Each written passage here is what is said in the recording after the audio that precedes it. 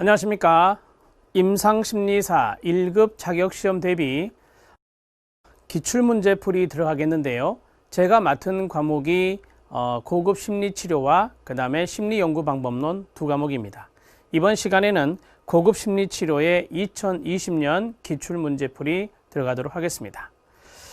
고급 심리치료는 제5과목입니다. 100문제 번호에서 81번부터 마지막 100번 문제까지가 되겠습니다. 여러분들이 가지고 있는 교재에는 최근 5년치의 기출문제가 들어있는데 여기에서 중복되는 문제는 거의 없습니다. 한 2문제나 3문제 정도가 중복이 되고 똑같이 중복되어서 나왔고 나머지는 다 다른 문제 패턴이라고 생각하시면 됩니다. 그러면 이제 새로운 문제들이 상당히 많이 있다라고 말씀드릴 수 있습니다. 2021년도도 똑같은 문제는 거의 없을 거다라고 생각이 됩니다. 왜냐하면 이제까지의 패턴이 그래 왔기 때문에 앞으로 여러분들이 공부하실 때 여기 있는 내용들을 바탕으로 공부를 잘 하시면 좋은 결과가 있을 것이고, 또한 여러분들 해설지 있잖아요. 해설집에 있는 내용들도 잘 정독해 주시면 좋겠습니다. 저는 10문제씩 나누어서 강의를 하도록 하겠습니다. 즉 20문제이니까 매년도 2강씩 세팅이 될 것입니다. 81번 문제부터 90번 문제, 91번 문제부터 100번 문제 이렇게 해서 나누어서 설명을 해 드리도록 하겠습니다. 저희 나눔복지교육원에는 이론 강의가 없습니다. 심리연구방법론에 대한 부분만 청소년 상담사에서 2급 시험에 상담연구방법론이 있는데 그것과 연동되어서 그 내용을 촬영했던 내용을 여러분들이 한번 보십사라고 생각해서 올려드렸습니다. 그 나머지 과목은 여러분들이 강의를 통해서 또는 해설지에 있는 내용을 통해서 학습을 하시는 것이 가장 최선이다, 이렇게 말씀을 드립니다. 고급 심리치료에 해당되는 내용도 마찬가지, 해설에 있는 내용들을 제가 최대한 설명을 좀 잘해 드릴 테니까 포스트잇 약간 큰 거를 사 놓으시든지 아니면 별도의 노트를 하나 준비하셔서 여러분들이 문제 풀이할 때 같이 적어주시면서 공부하시면 도움이 되겠습니다. 자, 81번 문제부터 90번 문제까지 풀어보도록 하겠습니다. 81번 문제입니다. 다음은 인지치료 과정 중에 생각기록지 작성의 사례입니다. 우리가 생각기록지를 사고기록지라고도 하죠. 생각기록지를 사고기록지라고도 합니다. 이 작성의 사례에서 이 중 피상적이고 지엽적인 인지만으로 기록되어 감정과 행동의 이해가 가장 비효과적으로 이루어진 경우는 뭐냐라고 했습니다. 쉽게 말씀드리면 이 사고기록지, 생각기록지가 비효과적인 형태가 어떤 거냐라고 하는 것을 찾아내는 겁니다. 여러분들이 충분히 문제를 풀면서 찾아냈을 수 있는 문제입니다. 자, 1번에 보면 상황, 기분, 생각, 그 다음에 2번도 상황, 기분, 생각, 3번도 마찬가지, 4번도 마찬가지입니다. 이걸 쭉 읽어 나가면서 이것은 감정과 행동의 이해가 가장 비효과적인데 라고 이제 생각할 수 있는 부분인데요. 대개 우리가 이 사고 기록지, 생각 기록지는 역기능적인 측면을 찾는 겁니다. 역기능적인 측면을 찾는 거예요. 그래서 역기능적 사고 기록지 이렇게도 이야기하는데요. 자, 보겠습니다. 상황입니다. 엄마가 아파서 병원에 입원하셨대요. 걱정이 들겠죠. 정서적인 부분, 기분적인 부분은 걱정인데 엄마가 보고 싶다라고 했습니다. 이게 역기능적이나요? 엄마가 아파서 병원에 입원하셨는데 생각이 엄마가 보고 싶다라고 했어요. 이거는 역기능적이라고 말할 수가 없겠죠. 이해되셨죠? 이거는 역기능적이지 않다라고 하는 겁니다. 이거는 역기능적이지 않다, 이렇게 정리할 수 있죠. 자, 나머지 것들을 좀 보겠습니다. 수학에서 60점을 맞았어요. 점수가 낮죠. 자, 기분은 슬픔. 그 다음에 나는 바보야. 선생님이 나를 더 이상 좋아하지 않을 거야 라고 했습니다. 이러한 생각, 이러한 사고가 바로 역기능적 사고가 될 수 있어요. 이러한 사고가 바로 역기능적 사고가 될 수 있다.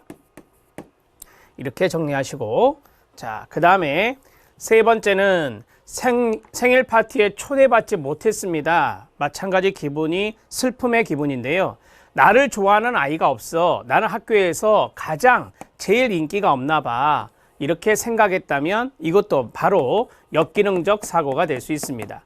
우리가 보통 말하는 역기능적인 사고는 역기능적인 신념과 관련성이 있죠. 자, 선생님께 수업 시간에 야단을 맞았습니다. 기분은 걱정이고요.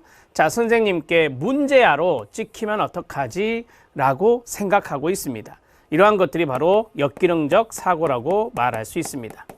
우리가 사고 기록지를 작성했을 때 어떠한 상황에서 어떠한 기분이 들었고 그 생각에 역기능적인 신념이 묻어 있는가, 그런 것들을 보는 것이 이 사고 기록지의 작성의 하나의 사례고, 이게 바로 인지치료 과정에 나와 있는 것인데요. 자, 여기에서 역기능적인 사고 신념에 해당되지 않아 피상적이고 지엽적인 인지만으로 기록이 되어서 감정과 행동의 이해가 가장 비효과적인 것은 바로 1번이 됩니다. 죄송합니다. 1번이 답이 됩니다. 이렇게 정리하시면 돼요. 자, 이것을 어떻게 해야 될까요? 엄마가 아파서 병원에 입원하셨다, 걱정이 많다라고 했을 때 다 나 때문이야, 인지적 왜곡에 하면은 뭐예요? 개인화에 해당될 수 있는 거죠. 내가 엄마를 많이 속을 썩였어, 다 나 때문에 엄마가 아팠어, 엄마가 병원에 입원했어 라고 이제 문제 원인을 자기에게 돌리는 것이 바로 인지적 왜곡에서 개인화라고 하거든요. 이런 것들이 나온다면 이것은 밑에 있는 2번, 3번, 4번과 같이 역기능적인 오류 또는 왜곡 생각이 될 수 있겠습니다. 자, 1번은 엄마가 보고 싶다라고 하는 것은 역기능적인 생각이 아니기 때문에 1번이 사고기록지에 작성해서 비효과적인 내용이다, 이렇게 보시면 됩니다. 82번 문제 들어가도록 하겠습니다. 다음 사례에서 A양에게 읽기 이해력을 증진시키기 위한 개입으로 가장 적절한 것은 입니다. 이 문제는 별표 치십시오. 한 번 더 나왔거든요. 이게 이제 중복되는 문제에 있습니다. 자, 사례를 보겠습니다. A양은 초등학교 4학년인데요. 읽기 속도가 느리고요. 이해력도 부족하다라고 합니다. 끝까지 읽어보면 어머니가 직접 가르치고 학원에도 보내봤지만 별로 소용이 없었다고 합니다. 단 A양은 평균의 지능 수준으로 평가가 되었어요. 지능 수준은 평균 수준인데 읽기 속도가 느리고 이해력도 좀 부족하다라고 했을 때는 우리가 학습장애를 의심해 볼 수 있습니다. 자, 그러면 가장 적절한 것, 단어 하나하나에 집중하기보다는 덩어리나 군 단위로 읽도록 한다라고 했는데요.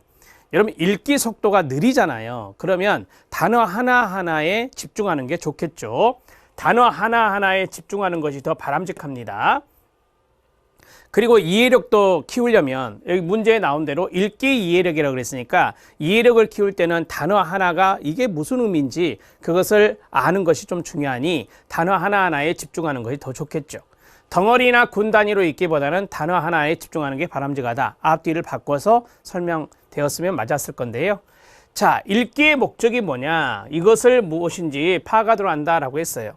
자, 우리가 이제 읽기 속도가 느리다, 이해력도 부족하다 했을 때 우리가 학습장애라고 앞에서 말씀을 드렸는데요. 그러면 이런 아이들에게 읽는 것에 대한 목적이나 또는 어떤 것에 대해서 이해를 해야 되는 그러한 목적이 있을 건데 그것을 파악하도록 하는 것이 중요합니다. 그 목적 의식을 가졌을 때 그 아이가 지금 초등학교 4학년이잖아요. 그 아이가 내가 이런 차원에서 이것을 해야 되는 것이구나 라고 하는 일종의 목표의식이랄까 동기랄까 그런 것을 가질 수 있도록 하는 게 중요하니까요. 읽기의 목적이 무엇인지 파악하도록 하는 것이 필요하고요. 자, 배경음악을 튼 상태에서 혼자서 읽도록 한다라고 했는데요. 제 생각에는 이 배경음악이 튼 상태에서는 집중도가 떨어질 수 있잖아요. 좀 읽기 속도도 느리고 이해력도 부족하기 때문에 조용한 공간이랄게요. 조용한 공간에서 하는 것이 더 좋을 수 있습니다. 우리가 이제 어떤 것을 이해시킬 때는 부모님이나 다른 사람의 도움이 필요할 수도 있겠죠. 하지만 읽는 것을 했을 때는 단어 하나에 집중하면서 조용한 곳에서 혼자 읽을 수도 있고요. 이런 것들을 좀 생각하면 좋겠는데 배경음악을 튼 상태, 이 대목이 바람직하지 않습니다.